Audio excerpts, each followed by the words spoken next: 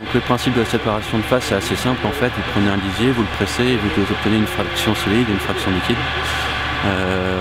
Donc fraction liquide, c'est un lisier filtré, un petit peu comme une eau, néanmoins avec encore des éléments fertilisants. Donc ce sont des analyses suite aux essais qui nous permettront d'en connaître la teneur. Et puis une fraction solide qui a l'aspect d'un compost autour de 30-35% de matière sèche. On a fait appel à GEA qui nous propose une unité mobile qui doit nous permettre de pouvoir, on espère, traiter une fosse à la journée.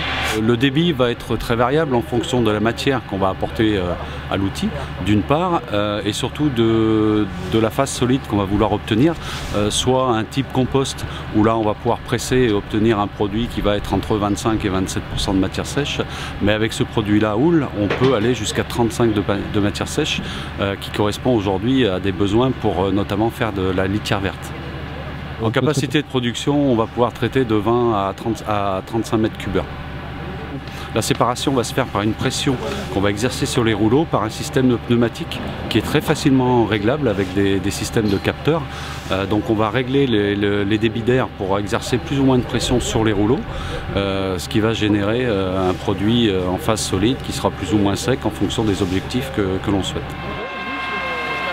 On a organisé 2 journées d'essais autour de la séparation de phases de lisier. Ça n'a jamais été vraiment développé parce que c'est assez cher. Il faut savoir qu'une installation classique c'est autour de 30 000 €. Aujourd'hui, avec l'essor des systèmes lisiers et l'agrandissement des troupeaux, on a des problématiques de stockage de lisier. Donc pour éviter d'avoir à reconstruire une nouvelle fosse, différentes solutions existent, dont la séparation de phase.